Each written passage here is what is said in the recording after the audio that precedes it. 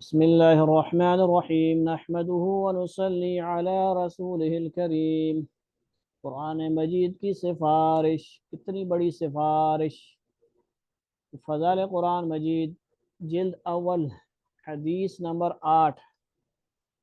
ہمارا سلسلہ چل رہا ہے قرآن مجید فضائل قرآن کے حوالے سے، احادیث کا درس، احادیث کا سیشن، احادیث کے اسباق۔ مقصد کیا ہے؟ قرآن مجید کے فضائل سن کر، دیکھ کر، پڑھ کر، سمجھ کر ہم دل سے، شوق سے، محبت سے قرآن ناظرہ پڑھیں، حفظ پڑھیں، اس کو سمجھیں، ترجمہ پڑھیں اور اس کو آگے بھی پھیلائیں، اس کی دعوت دیں، لوگوں کو شعور پیدا کریں لوگوں کے اندر، اپنے اندر سب سے پہلے اپنی ذات میں قرآن مجید کی محبت آ جائے، عمل آ جائے، اور پھر اوروں کو بھی قرآن مجید کی طرف راغب کیا جائے، اوروں کو بھی کیا کیا جائے، کیونکہ ذمہ داری بھی ہے ہمارے اوپر۔ نبی صلی اللہ علیہ وسلم نے ذمہ داری لگائی ہے، اللہ تعالیٰ نے بھی ذمہ داری لگائی ہے، اس لیے ہم نے اس ذمہ داری کو پورا کرنا ہے، اپنے گھر والوں کی بھی اصلاح، محلے والوں کی، سارے عالم کی اصلاح کرنی ہے۔ تو احادیث ہو چکی ہیں، 7 8ویں حدیث لیتے ہیں۔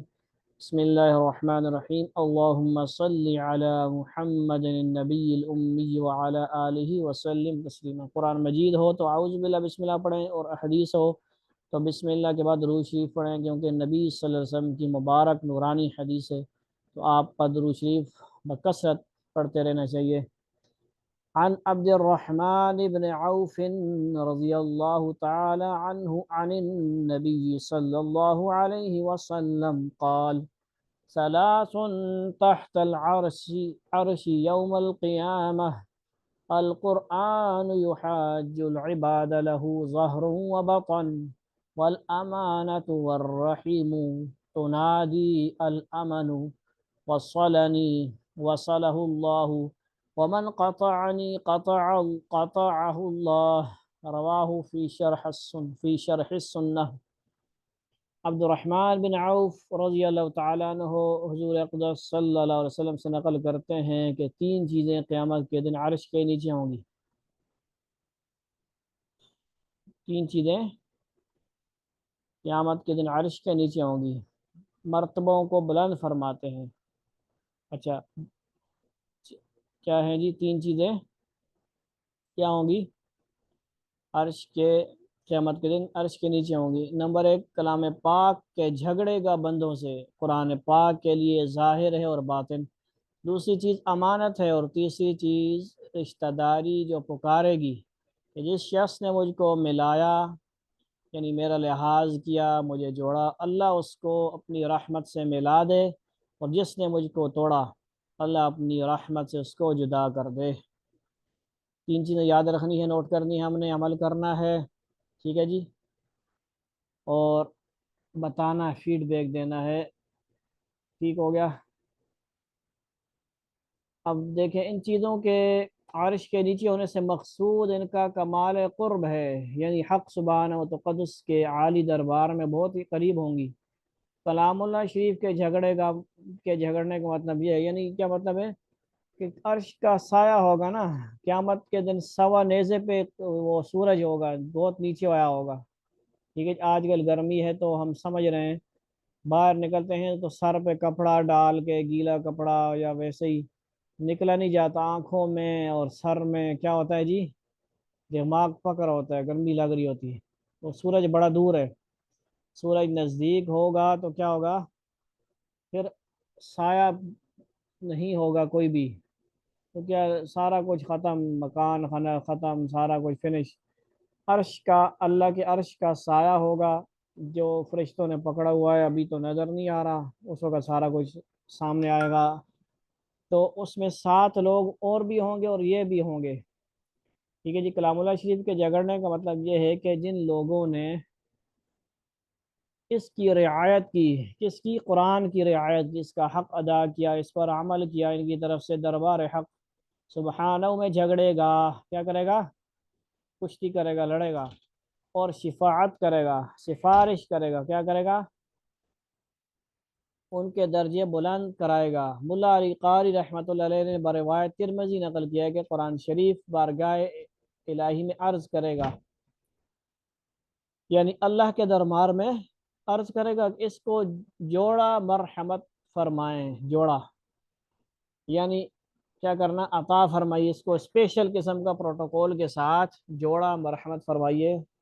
ٹھیک ہے جی، یہ وہ والا جوڑا نہیں ہے کہ بس سال بعد قاری صاحب امام صاحب کو پکڑا دیا جاتا ہے جوڑا، یہ لے جوڑا، بڑا احسان کیا آپ نے، پورا سال 12 مہینے بڑی نمازیں پڑھائیں، بڑا اہتمام کیا، یہ لیں جی۔ جو ردی قسم کا کپڑا ہے نا ہمارے پاس، بالکل جو نکلتا نہیں ہے، دکانداروں سے بھی نہیں نکلتا، یہ لیں وہ لے لیں آپ، یہ پرانا سا پلا لے لیں، ایک ٹوپی لے لیں، یہ وہ والا جوڑا نہیں ہوگا جو دنیا والے اپنے بچہ کو جا کباڑ مال زکوٰۃ مال دیتے ہیں نا، یہ وہ والا جوڑا نہیں ہوگا۔ کون سا ہوگا جی؟ اللہ حق تعالی شان و کرامت کا تاج مرحمت فرماویں گے، جوڑے کا سفارش کرے گا قرآن پاک۔ اللہ تعالیٰ کیا کریں گے؟ کرامت والا بہت اونچا قسم کا تاج مرحمت فرماویں گے۔ پھر وہ زیادتی کی درخواست کرے گا، قرآن پاک کہے گا نہیں، اس کا مزید پروٹوکول دیا جائے اور اس کا مرتبہ بلند کیا جائے۔ حق تعالی شان و اکرام کا پورا جوڑا مرحمت فرمائیں گے، یعنی بادشاہوں والا اس کو جوڑا عطا فرمائیں گے، پہلے تاج، پھر پورا جوڑا بادشاہوں والا اس کے سر پہ رکھا تاج، پھر پورا جوڑا اس کے جسم پہ زیب تن فرما دیا۔ ٹھیک ہے، پھر وہ درخواست کرے گا یا اللہ آپ اس شخص سے راضی ہو جائیں۔ کون عرض کرے گا؟ بولتے جائیں، قرآن شریف عرض کر رہا ہے، ٹھیک ہے، کون؟ قرآن شریف عرض قرآن کر رہا ہے، شریف۔ حق تعالی شانو، یا اللہ آپ اس سے راضی ہو جائیں، تو حق سبحانہ و تقدس اس سے رضا کا اظہار فرمائیں گے کہ میں تجھ سے کیا ہو گیا؟ راضی ہوں بندے، قرآن پاک کی وجہ سے تو نے اس کا لحاظ کیا، راتوں کو پڑھا، دن کو پڑھا، زور لگایا، حفظ کیا، ٹھیک ہے جی، استادوں کی مار پٹائی برداشت کی، غصہ برداشت کیا، باتیں برداشت کی، آج بھائی آج تو نے بہت کچھ برداشت کیا میرے لیے، آج میں دیکھ تیرے لیے کیا کیا کر رہا ہوں، سمجھ آ گئی بات؟ اللہ، اور جب کہ دنیا میں محبوب کی رضا سے بڑھ کر کوئی بھی بڑی سے بڑی نعمت نہیں ہوتی، ٹھیک ہے جی، کوئی عاشق معشوق آپس میں محبت کا اظہار فرمائیں کہ دونوں کہیں بس ہم راضی ہیں بھائی، ناراض نہیں ہوں گے، کبھی ناراض نہیں ہوں گے، وہ تو کہتے رہتے ہیں ایسے ہی ناراض ہو جاتے ہیں، ٹھیک ہے جی، اور دنیاوی لالچیں ہوتی ہیں، ساری سب چکر ہی ہوتا ہے، تو یہ مثالیں دے کے سمجھاتے ہیں۔ تو آخرت میں محبوب کی رضا کا مقابلہ کون سی نعمت کر سکتی ہے؟ ٹھیک ہے جی، وہ کیا کہتے ہیں، اللہ، ہم اللہ کے، ہم رب کے، رب ہمارے، ہم سب کے سب ہمارے۔ جب ہم اللہ کے ہیں، اللہ کے رب کے ہو جائیں گے دنیا میں بھی، تو سب کچھ کیا ہو جائے گا؟ ہمارا ہو جائے گا، اور آخرت میں بھی اللہ رب العزت راضی ہوں گے، اللہ تعالیٰ جو ہیں ہم سے راضی ہو گئے تو کیا ہوگا جی؟ سب کچھ راضی، سب کچھ مل جائے گا، جیسے وہ مشہور مثالیں ہوتی ہیں، وہ بادشاہ، جو بادشاہ ہے محمود و ایاز غالباً، ٹھیک ہے جی، تو ایاز میرے خیال ہے اس کا جو خاص نوکر ہے اس کا نام ہے محمود بادشاہ ہے، تو شعر بھی مشہور ہے، ایک ہی صف میں کھڑے ہو گئے محمود و ایاز، نہ کوئی بند رہا نہ کوئی بندہ نواز، تو ایک دفعہ وہ ساروں کو پوچھتا ہے نا، آؤ بھائی میں ساری چیزیں بے بانٹ رہا ہوں، سب کچھ جس کو جل جو جی چاہتا ہے ہاتھ رکھے اور لے لے، سارے وزیروں کو، اپنے بادشاہ کے دربار میں جو جو لوگ ہوتے ہیں نا، ان کو کہا آؤ بھائی جو چیز چاہیے لے لو، سب آئے، کسی نے کیا لیا، کسی نے کوئی سونے کی چیز لے لی، کسی نے کیا لے لی، ایاز آیا اور اس نے بادشاہ کے سر، مطلب مونڈے پہ ہاتھ رکھا، بادشاہ پہ ہاتھ رکھ دیا اس نے، سب نے کہا یہ بیوقوف ہے بھائی، ہم نے تو اتنا کچھ لے لیا اور یہ بادشاہ کے ہاتھ رکھ دیا اس نے کیا لیا؟ اس نے کچھ نہیں لیا، تو کیا ان لوگوں کے ہاں وہ عقل مند نہیں تھا، بیوقوف لگ رہا تھا، تو سب سے عقل مند وہی تھا، کیوں؟ وجہ کیا ہے؟ بات سمجھ رہے ہیں آپ؟ مثال کہ بادشاہ جب اس کو مل گیا، بادشاہ اس کا ہو گیا، اس سے راضی ہو گیا، تو کیا وہ سارا کچھ اس کا ہوا کہ نہیں ہوا؟ اسی لیے بادشاہ محمود اس سے محبت کرتا، اس سے مشورے کرتا۔ اسی طرح بیربل شیور ور بھی کہانیاں شاید چلی ہوئی ہیں، بیربل بھی ہے سمجھدار قسم کا۔ تو مقصد کیا ہے بات کا؟ اللہ راضی تو جگ راضی، سب کچھ راضی، سب کچھ اس کا ہو جائے گا۔ سمجھ آ گئی بات؟ تو آخرت میں محبوب کی رضا کا مقابلہ کون سی نعمت کر سکتی ہے؟ جو اور جن لوگوں نے اس کی حق تلفی کی ہے، یہ کی ہے حق مارنا، قرآن پاک کا حق نہیں ادا کیا، بے ادبی کی، لاپرواہی سے پڑھا، ادھر ادھر دیکھتے رہے، اور باتیں نہ مانی، جو حقوق و آداب بتائے گئے وہ اس پہ عمل نہ کیا، جو رولز بتائے گئے قرآن پاک پڑھنے کے حفظ کرنے کے نہیں عمل کیا، اپنی طرف سے یا اپنی مرضی سے پڑھتے رہے، تو یہ حق تلفی ہے۔ کیا ہے؟ حق تلفی ہے۔ ان سے اس بارے میں مطالبہ کرے گا، چھوڑے گا نہیں، پھر ان کو دعویٰ کرے گا۔ جھگڑالو ڈبل قسم کا جھگڑالو ہے، ٹھیک ہے جی، اپنے لحاظ کرنے والے، ادب کرنے والے کو جنت میں داخل کروائے گا، اور جو دوسرا ہوگا نا، نہ حق تلفی کرنے والا یا اس کے خلاف حق کو توڑنے والا، بے ادبی کرنے والا، اس کو بھی پھر چھوڑے گا نہیں یہ۔ سمجھ آئی کہ میری کیا رعایت کی، میرا کیا حق ادا کیا؟ شرح احیاء میں امام صاحب رحمۃ اللہ سے نقل کیا کہ سال میں 2 مرتبہ ختم کرنا قرآن شریف کا حق ہے۔ کیا ہے؟ یعنی جو نادرہ پڑھے ہوئے ہیں، نادرہ پڑھنے والوں کے لیے کم از کم بڑا آخری درجہ ہے کہ سال کے اندر 2 ختم تو کریں، ٹھیک ہے جی۔ اب وہ حضرات جو کبھی بھول کر بھی تلاوت نہیں کرتے، ذرا غور فرما لیں، رمضان میں بھی جو ہاتھ نہیں لگاتے وہ غور فرما لیں کہ اس قوی مقابل طاقتور یا سامنے والا، یعنی قرآن جو ہے اس کے مقابلے میں سامنے کیا جواب دیں گے؟ دنیا میں ایسے لگ رہا ہے یار یہ تو قرآن پڑھا ہوا ہے اسی طرح، یہ تو کچھ کہتا نہیں ہمیں، ہم پڑھتے ہیں، اٹھاتے ہیں، وہاں پہ رکھتے ہیں، نہ، ایسی بات نہیں ہے، بڑا پاورفل ہے، اللہ کا کلام ہے، اس کی پاور دنیا میں بھی ہے اور آخرت میں بھی نصیب ہوگی۔ آپ جو ہیں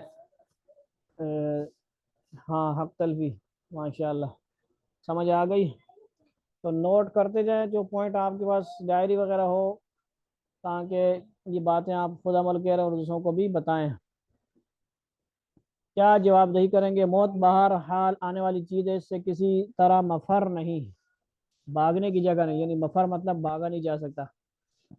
قرآن شریف کے ظاہر اور باطن ہونے کا مطلب ظاہر یہ ہے کہ ایک ظاہری معنی ہے جن کو ہر شخص سمجھتا ہے، اور ایک باطنی معنی ہے جن کو ہر شخص نہیں سمجھتا، جس کی اگر وہ صحیح بھی ہو، اچھا، جس کی طرف حضور اقدس صلی اللہ علیہ وسلم کے اس ارشاد نے اشارہ کیا کہ جو شخص قرآن پاک میں اپنی رائے سے کچھ کہے، اپنی طرف سے، آج کل بہت سارے ویب سائٹیں بنائے بیٹھے ہوئے ہیں، فتنے بہت سارے آئے ہوئے ہیں، اپنے ہی چکر میں ہیں، ٹھیک ہے جی، کچھ ایسے ہیں قرآن کہتے ہیں بس قرآن ہی ہے، حدیث ہی نہیں ہے، ٹھیک ہے جی، اپنی طرف سے بس اوروں کو برا بلا کہہ رہے ہوتے ہیں۔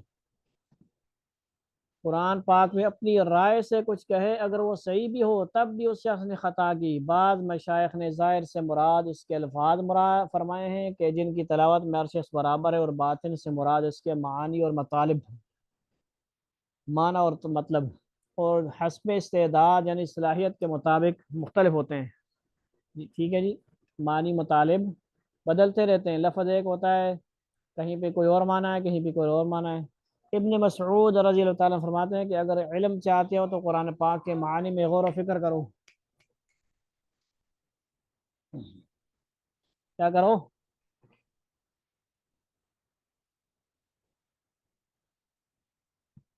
غور و فکر کرو کہ اس میں اولین و آخرین کا علم ہے، مگر کلام پاک کے معنی کے لیے جو شرائط و آداب ہیں ان کی رعایت ضروری ہے۔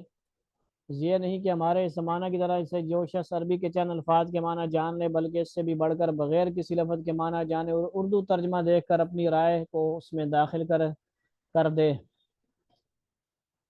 ٹھیک ہے جی۔ اہل فن نے تفسیر کے لیے 15 علوم پر مہارت ضروری بتلائی ہے، تو وقتی ضرورت کی وجہ سے مختصراً عرض کرتا ہوں، جس سے معلوم ہو جاوے گا کہ بطن کلام پاک تک رسائی ہر شخص کو نہیں ہو سکتی، ٹھیک ہے جی، صلاحیت، قابلیت، پہنچ ہر شخص کو نہیں ہو سکتی۔ اول، لغت، جس سے کلام پاک کے مفرد الفاظ کے معنی معلوم ہو جائیں، اکیلا لفظ کا معنی، ٹھیک ہے جی۔ مجاہد رحمۃ اللہ کہتے ہیں کہ جو شخص اللہ پر اور قیامت کے دن پر ایمان رکھتا ہے اس کو جائز نہیں کہ بدون معرفت، ٹھیک ہے جی، بغیر جانے معرفت کے لغات عرب کے کلام پاک میں کچھ لب کشائی کرے، یعنی لب کشائی مطلب زبان کھولنا، یعنی مطلب معنی بیان کرنے لگے اپنی طرف سے، اور چند لغات لفظوں کا معنی معلوم ہو جانا کافی نہیں ہے، اس لیے کہ بسا اوقات اکثر مرتبہ لفظ چند معنی میں مشترک ہوتا ہے اور وہ ان میں سے ایک دو معنی جانتا ہے، ٹھیک ہے جی، اور فی الواقع اس جگہ کوئی اور معنی مراد ہوتے ہیں، دوسرے نحو کا جاننا ضروری ہے، اس لیے کہ یہ 15 چیزیں اگر آپ لوگ لکھ لیتے ہیں تو بہت بڑا مسئلہ آپ کے لیے حل ہو جائے گا، بہت سارے فتنوں کا آپ مقابلہ کریں گے، ٹھیک ہے جی، یہ 15 چیزیں اگر آپ لکھ لیتے ہیں تو بہت سارے آج کل آئے ہوئے ہیں نا دین کے ٹھیکیدار، ان کو بتائیں بھائی یہ 15 روم تیرے پاس ہیں تو پھر تو مانا کر قرآن کا بڑا بڑا دائی بنتا ہے، بڑا تو قرآن کا ترجمہ کرنے والا بن رہا ہے، ٹھیک ہے جی، حدیث کا بھی انکار کرتا ہے، ان 15 چیزوں کو نوٹ کرنا بڑا ضروری ہے، ایک دو معنی جانتا ہے اور پھر واقع اس جگہ کوئی اور معنی مراد ہوتے ہیں، دوسرے نحو کا جاننا ضروری ہے، علم نحو یعنی عربی کی گرامر، اس لیے کہ اعراب کے تغیر و تبدل سے معنی بالکل بدل جاتے ہیں، اعراب کیسے بولتے ہیں، زبر زیر پیش وغیرہ کو، سمجھ آ گئی، اور تغیر کا مطلب ہے تبدیلی، زبر زیر کے بدلنے سے کیا ہوتا ہے، معنی بدل جاتا ہے، آپ کو پتہ ہی ہے، السلام علیکہ، اس کا مطلب ہے تجھ لڑکے کو سلام، السلام علیکی تجھ لڑکی کو سلام، بات سمجھ آ رہی ہے، اور اعراب کی معرفت نحو پر موقوف ہے، اب یہ السلام علیکہ السلام علیکی علم نحو کی وجہ سے پتہ لگے گا کہ بھئی علم نحو بتائے گا، گرامر بتائے گی کہ کا مطلب کیا ہے، کی کا مطلب کیا ہے، زبر آ گیا تو کیا مطلب، زیر آ گیا تو کیا، تیسرے سے صرف کا جاننا، ضرب یضرب ضربا فهو ضارب وضرب یضرب ضربا فذاک مضروب لم یضرب، یعنی یہ صرف صغیر صرف کبیر، صرف کا جاننا، صاد والا صرف ہے، سین والا صرف ایکسل نہیں ہے، یہ یاد رکھنا، ٹھیک ہے جی، صرف کا جاننا ضروری ہے، اس لیے کہ بنا اور صیغوں کے اختلاف سے معنی بالکل مختلف ہو جاتے ہیں، اسی طرح یہ علم النحو اور علم صرف دونوں عربی کے علم میں یہ کیا ہیں، ماں باپ ہیں گرامر کے، سمجھ آ گئی، ایک ہی ضربہ ہو اسی کو بہت سارا بندہ ہیر پھیر کے بنا دیتا ہے، ٹھیک ہے، ضربہ کو ضریبہ بنا دیا، ضربا بنا دیا، ضربہ کا مطلب اس ایک نے مارا، ضربا کا مطلب اس دو نے مارا، اسی طرح بدلتا جاتا ہے، یہ صرف ہوتی ہے، ٹھیک ہے جی، ہاں ہاں ہاں، ابن فارس رحمۃ اللہ کہتے ہیں کہ جس شخص کے سے علم صرف فوت ہو گیا، کیا ہو گیا، چھوٹنا، جس سے علم صرف چھوٹ گیا فوت ہو گیا، اس سے بہت کچھ فوت ہو گیا، علامہ زمخشری رحمۃ اللہ عجوبات تفسیر نقل کرتے ہیں، ایک شخص نے کلام پاک کی آیت یوم ندعو کل اناس بامامہم، سورہ بنی اسرائیل 71 آیت ترجمہ، جس دن کے پکاریں گے ہم اس شخص کو اس کے مقتدا اور پیش رو کے ساتھ، ٹھیک ہے جی، پیش رو مطلب کیا ہے، رہنما کے ساتھ، اس کی تفسیر صرف کی ناواقفیت کی وجہ سے یہ کی کہ جس دن پکاریں گے ہر شخص کو اس کی ماؤں کے ساتھ، سمجھ آ گئی بات، غلطی کی اس نے، امام کا لفظ جو مفرد تھا کیا تھا، واحد تھا، مفرد مطلب واحد ایک، اس کو ام کی جمع سمجھ گیا، ام کا مطلب ماں ہوتا ہے، اور اس نے کیا جمع اس کی امام بنا دیا، تو کیا ہوا، اس نے غلطی کی، اگر وہ صرف سے واقف ہوتا تو معلوم ہو جاتا کہ ام کی جمع امام نہیں آتی بلکہ امہات آتی ہے، قرآن پاک میں بھی ہے امہات کا لفظ، سمجھ آئی، تو یہ بہت بڑی باتیں ہیں بھائی، ادھر گیا، چوتھے اشتقاق کا جاننا ضروری، اس لیے کہ لفظ جب کہ دو مادوں سے مشتق ہو، اشتقاق مطلب آپ سمجھ لیں کہ اسم کی جمع ایک مشتق بھی ہے، بس آسان سے سمجھ لیں آپ لوگ، ٹھیک ہے جی، مشتق اسم کی ایک جمع ایک قسم ہے، جامد مصدر مشتق وغیرہ جو ہیں، اس لیے کہ لفظ جب کہ دو مادوں سے مشتق ہو تو اس کے معنی مختلف ہوں گے. جیسے مسیح کا لفظ ہے کہ اس کا اشتقاق مسح سے بھی ہے جس کے معنی چھونے اور تر ہاتھ کسی چیز پر پھیرنے کے ہیں، اور مساحت سے بھی ہے جس کے معنی پیمائش کے ہیں.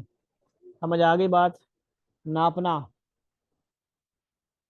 پیمائش کی بھی ہیں. پانچویں، علم معانی کا جاننا ضروری ہے جس سے کلام کی ترکیبیں معنی کے اعتبار سے معلوم ہوتی ہیں. چھٹے، علم بیان کا جاننا ضروری ہے جس سے کلام کا ظہور و خفا، تشبیہ و کنایہ معلوم ہوتا ہے. ساتویں، علم بدیع جس سے کلام کی خوبیاں تعبیر کے اعتبار سے معلوم ہوتے ہیں. یہ تینوں فن علم بلاغت کہلاتے ہیں. مفسر کے اہم علوم میں سے ہیں اس لیے کہ کلام پاک جو سراسر اعجاز ہے. اعجاز ہے کیا ہے؟ مکمل معجزہ. اسی سے اس کا اعجاز معلوم ہوتا ہے. آٹھویں، علم قرات کا جاننا بھی ضروری ہے. ٹھیک ہے جی. کہاں پہ مالک یوم الدین پڑھ سکتے ہیں، کہاں پہ ملک یوم الدین پڑھ سکتے ہیں. حل ترے کہاں پڑھ سکتے ہیں، حل تارا کہاں پڑھ سکتے ہیں. سمجھ آ گئی؟ اس لیے کہ مختلف قراتوں کی وجہ سے مختلف معنی معلوم ہوتے ہیں اور بعض معنی کی دوسرے معنی پر ترجیح معلوم ہو جاتی ہے. نویں، علم عقائد کا جاننا بھی ضروری ہے اس لیے کہ کلام پاک میں بعض آیات ایسی بھی ہیں جن کے ظاہری معنی کا اطلاق یعنی بولا جانا حق سبحانہ و تقدس پر صحیح نہیں، اس لیے ان میں کسی تعویل کی ضرورت پڑے گی. تعویل کا مطلب کیا ہوتا ہے؟ مجھے دلیل پکڑنے اور نتیجہ نکالنے کے طریقہ، اور یہ بھی معنی ہے نہیں. ٹھیک ہے جی. اور تعویل کا معنی لکھا ہے بیان کرنا. جیسے کہ ید اللہ فوق ایدیہم، سورہ فتح 10ویں آیت ہے. یعنی اللہ کا ہاتھ اس طرح آتا ہے نا، اس کا مطلب اصلی ہاتھ نہیں ہوتا جس طرح ہمارے اور ہاتھ ہوتے ہیں انسانوں کے یا جس کے بھی، ٹھیک ہے، یہ متشابہ ہوتے ہیں. 10ویں نمبر پہ اصول فقہ کا معلوم ہونا ضروری ہے کہ جس سے وجوہ استدلال، دلیل پکڑنے اور نتیجہ نکالنے کے طریقے، یہ اس کا معنی سمجھے آپ لوگ. ٹھیک ہے جی. وجوہ استدلال اور استنباط معلوم ہو سکیں، یہ مشکل الفاظ کے معنی آپ لکھیں. 11ویں، اسباب نزول کا معلوم ہونا. کیا ہونا ضروری ہے؟ کہ شان نزول سے آیت کے معنی زیادہ واضح ہوں گے. شان نزول قرآن کی آیتوں کے اترنے کا سبب، یعنی یہ آیت کس موقع پہ نازل ہوئی. اور بسا اوقات اصل معنی کا معلوم ہونا بھی شان نزول پر موقوف ہوتا ہے. 12ویں، ناسخ و منسوخ کا معلوم ہونا بھی ضروری ہے تاکہ منسوخ شدہ احکام معمول بہا سے ممتاز ہو سکیں. منسوخ مطلب، ٹھیک ہے جی، آیت کے اترنے کا موقع شان نزول ہوتا ہے وہ احکام جن پر شریعت نے عمل سے منع کیا ہو. ٹھیک ہے جی. منسوخ یہ ہوتے ہیں. اور احکام معمول بہا وہ احکام جن پر عمل باقی ہے. یہ لفظ کے معنی لکھے ہوئے ہیں، سمجھیں. 13ویں، علم فقہ کا معلوم ہونا بھی ضروری ہے کہ جزیات کے احاطہ، جزیات کا مطلب کیا ہے؟ چھوٹے ہوئے چھوٹے چھوٹے مسئلے جزیات کو بولتے ہیں. اور احاطہ کا مطلب مکمل طور سے ذکر کرنا. بس یہ ہم ختم کرتے ہیں انشاءاللہ، یہ کیونکہ کام لمبا ہے اور پھر آدھے میں چھوڑنا ٹھیک نہیں ہوتا. سے کلیات پہچانے جاتے ہیں. نمبر 1، معنی دیکھیں جی، بڑے بڑے مسئلے کلیات کو بولتے ہیں. 14ویں نمبر پہ ان احادیث کا جاننا ضروری ہے جو قرآن پاک کی مجمل آیات کی تفسیر واقع ہوئی ہیں. ٹھیک ہے جی. وہ آیات جن کی تفسیر کی ضرورت ہے. ان سب کے بعد 15واں، وہ علم وحی ہے جو حق سبحانہ و تقدس کا عطیہ خاص ہے، اپنے مخصوص بندوں کو عطا فرماتا ہے، جس کی طرف اس حدیث شریف میں اشارہ ہے. من عمل بما علم ورثہ اللہ علم ما لم یعلم. یہ علم خاص قسم کا علم ہے، یہ کتابوں میں نہیں ملتا، اللہ والوں سے ملتا ہے. آسان سی بات ہے. 15واں جو ہے یہ سمجھا، ذکر جو ہم کرتے ہیں تو یہ سمجھے کہ ذکر کر کر کے اللہ کی طرف سے خاص علوم عطا ہوتے ہیں. سمجھ آ گئی؟ جب کہ بندہ اس چیز پر عمل کرتا ہے جس کو جانتا ہے تو حق تعالی شان ایسی چیزوں کا علم عطا فرماتے ہیں جن کو وہ نہیں جانتا. علم وحی. اسی کی طرف حضرت علی کرم اللہ وجہہ نے اشارہ فرمایا جب کہ ان سے لوگوں نے پوچھا کہ حضور اکرم صلی اللہ علیہ وسلم نے آپ کو کچھ خاص علوم عطا فرمائے یا خاص وصایا. ٹھیک ہے جی. وصیت کی جمع مرنے سے پہلے کی نصیحتیں جو عام لوگوں کے علاوہ آپ کے ساتھ مخصوص ہیں. انہوں نے فرمایا کہ قسم ہے اس ذات پاک کی جس نے جنت بنائی اور جان پیدا کی، اس فہم کے علاوہ، یعنی فہم کا مطلب سمجھ کے علاوہ کچھ نہیں ہے جس کو حق تعالی شان اپنے کلام پاک کے سمجھنے کے لیے کسی کو عطا فرما دیں. ابن ابی دنیا کا مقولہ ہے، مقولہ مطلب کیا ہوتا ہے؟ قول، کسی کی بات، کہ علوم قرآن اور جو اس سے حاصل ہو وہ ایسا سمندر ہے کہ جس کا کنارہ نہیں۔ یہ علوم جو بیان کیے گئے مفسر کے لیے بطور اعلیٰ کے ہیں۔ اگر کوئی شخص ان علوم کی واقفیت مطلب جانکاری، معلومات بغیر تفسیر کرے، واقفیت کے بغیر تفسیر کرے، ٹھیک ہے جی، تو وہ تفسیر بالرائے میں داخل ہے۔ یعنی کیا مطلب ہے تفسیر بالرائے؟ اپنی رائے و عقل سے قرآن کی تفسیر کرنا۔ آج کل بہت سارے آئے ہوئے ہیں تو ان 15 ان کو علوم نہیں حاصل، تو پھر اس کا مطلب ہے ہم ان کی بات نہیں سنیں گے، ان کی ویڈیو نہیں دیکھیں گے، ان کے درس شرس ہم نہیں سنیں گے۔ سمجھ آئی؟ وہ پہلے واضح کرے کہ یہ 15 علوم اس کو آتے ہیں کہ نہیں۔ سمجھ آئی؟ 14 تو آتے ہیں، 15واں تو یہ لاکھوں کروڑوں میں سے ایک کسی کو آئے گا۔ بات سمجھ آ رہی؟ 15واں ہر کسی کے پاس نہیں ہوتا، یہ تو ایک غیبی چیز ہے، علم وحبی۔ 14 تو ظاہری علوم ہے جو مدارس میں یہی پڑھائے جاتے ہیں، اسی لیے ہر کسی کا مقابلہ نہیں کر سکتے ہم لوگ۔ مدارس میں ایسے ہی نہیں کوئی رگڑے کھا رہے ہوتے ہیں، ان کو کوئی قدر ہی نہیں کرتے ہم لوگ۔ اگر کوئی شخص ان علوم کی واقفیت بغیر تفسیر کرے تو وہ تفسیر بالرائے میں داخل ہے۔ اس کی ممانعت آئی ہے صحابہ رضی اللہ عنہم کے لیے علوم عربیہ طبعاً حاصل تھے۔ کیا حاصل تھے؟ قدرتی طور پر، یعنی ان کی زبان ہی عربی تھی تو ان کو سارے علوم حاصل تھے، ان کو ہر علیحدہ علیحدہ جا کے مدرسے میں علیحدہ حاصل کرنے کی ضرورت نہیں تھی۔ ٹھیک ہے جی، 10 منٹ ہیں ہمارے پاس سیشن میں، تو ان کے لیے کوئی اتنا لمبا چوڑا مدرسے پڑھنا، 8 8 9 10 سال پڑھنا ضروری نہیں تھا، ان کے زبان ہی عربی تھی۔ سمجھ آئی؟ پھر اس کے اندر بھی بہت سارے ان کے لیے اصول و قواعد بنائے گئے، ٹھیک ہے جی، یہ نہیں کہ کچھ بھی نہیں بنایا گیا، مدرسے وغیرہ اور اصول و قواعد، صرف نحو، یہ سارے بنائے گئے ہیں۔ سمجھ آ گئی؟ اور بقیہ علوم مشکات نبوت سے مستفاد تھے۔ ٹھیک ہے جی، مستفاد تھے مطلب 10ویں نمبر پہ دیکھیں کیا ہے، حاصل تھے۔ علامہ سیوطی یعنی مطلب یہ کہہ رہے ہیں کہ نبی صلی اللہ علیہ وسلم کی برکت سے بھی بہت سارے ٹرانسفر ہو جاتے تھے علوم، غیبی طریقے سے، باطنی طریقے سے، روحانی طریقے سے۔ علامہ سیوطی رحمۃ اللہ کہتے ہیں کہ شاید تجھے خیال ہو کہ علم وحبی کا حاصل کرنا بندہ کی قدرت سے باہر ہے، لیکن حقیقت ایسی نہیں، بلکہ اس کے حاصل کرنے کا طریقہ ان اسباب کا حاصل کرنا ہے اس پر حق تعالی شانہ کو اس کو مرتب فرماتے ہیں۔ کیا فرماتے ہیں؟ یعنی عطا فرماتے ہیں۔ مثلا علم پر عمل اور دنیا سے بے رغبتی وغیرہ وغیرہ۔ کیمیائے سعادت یعنی کتاب میں لکھا ہے کہ قرآن شریف کی تفسیر 3 شخصوں پر ظاہر نہیں ہوتی۔ اول وہ جو علوم عربیہ سے واقف نہ ہو، دوسرے وہ شخص جو کسی کبیرہ پر مصر ہو۔ مصر ہو کا مطلب کیا ہے؟ بار بار بڑا گناہ کرتا رہتا ہو، یا بدعتی ہو کہ اس گناہ اور بدعت کی وجہ سے اس کا دل سیاہ ہو جاتا ہے، جس کی وجہ سے معرفت قرآن سے قاصر رہتا ہے۔ تیسرے وہ شخص کے کسی اعتقادی مسئلہ میں ظاہر کا قائل ہو اور کلام اللہ شریف کی جو عبارت اس کے خلاف ہو، اس کے طبیعت اچٹتی ہو، طبیعت کیا ہوتی ہے؟ اکتاتی ہو، اکتاتا ہو، اس شخص کو بھی فہم قرآن سے حصہ نہیں ملتا۔ اللہم احفظنا منہم، اللہ ایسے لوگوں سے ہماری حفاظت فرمائے، ایسے فتنوں سے ہماری حفاظت فرمائے جو آج کل یا پہلے زمانے میں، اور کچھ منکرین حدیث، قرآن کو ہی صرف ماننے والے یا حدیث کو نہ ماننے والے مختلف جو ہیں ماشاءاللہ، غور فکر معنی، غور کرنا، سمجھنا، علم وحبی صحیح ہے، یہ چیزیں اپنے ڈائری وغیرہ پہ بھی لکھیں۔